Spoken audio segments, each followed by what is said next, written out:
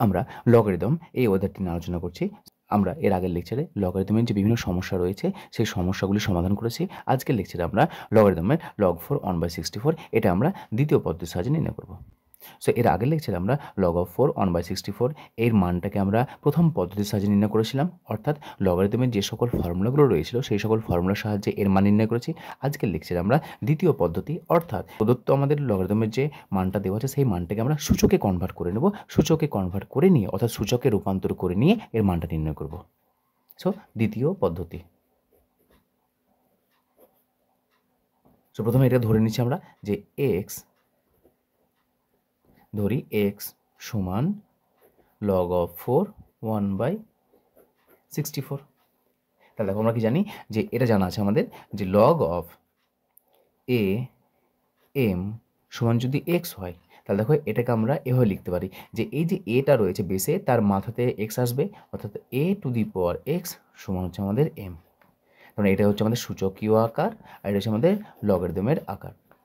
এই যে আমাদের লগারিদমের আকার ছিল সেই লগারিদমের আকারকে আমরা সূচকের আকারে এভাবে লিখতে পারি। তাহলে সূচকের আকার থাকলে আমরা লগারিদমের আকার লিখতে পারবো, আর লগারিদমের আকার থাকলে আমরা তাকে সূচকীয় আকারে লিখতে পারবো। তাহলে দেখো এখানে কত রয়েছে, আমাদের বেসে রয়েছে 4, তাহলে এখানে x রয়েছে, তাহলে এই বেসে যেটা রয়েছে সামনে যেটা রয়েছে এই বেসের পাওয়ার এটা হয়ে যাচ্ছে। নিচে কত আছে 4, তাহলে 4 এর পাওয়ার x হয়ে যাবে, তাহলে দিস ইমপ্লাই 4⁴x সমান হচ্ছে আমাদের 1/64। দেখো এটা আমরা সূচকে কনভার্ট করে নিলাম।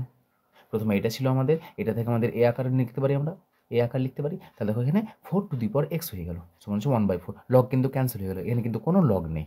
এবার দেখো তোমরা নিশ্চয়ই এই প্রবলেমটা যখন সূচকের ধর্মাবলী ব্যবহার করেছিলে, সূচকের যে নিয়মাবলী ছিল সেই সূচকের নিয়মাবলী খুব সুন্দরভাবে এই প্রবলেমগুলো সমাধান করেছিলে।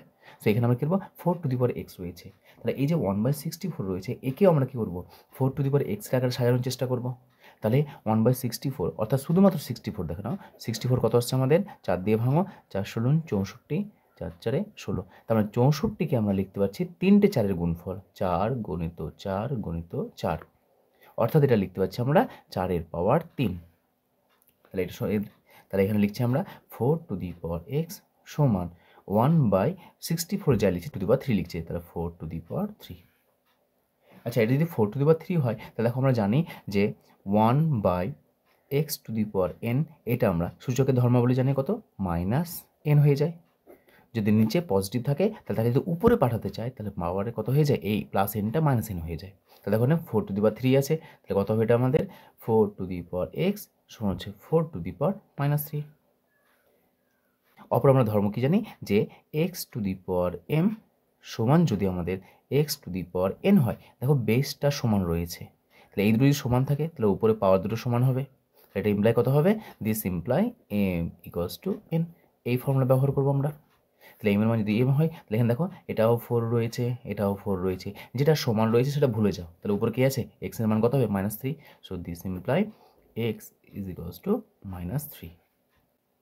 তারপর তো x কাকে ধরেছিলাম, দেখো এই মানটাকে x ধরেছিলাম, তাহলে এই মানটা যদি x হয় তাহলে x এর মান কত বেশি, -3। তাহলে অতএব log(4) 1/64 = -3।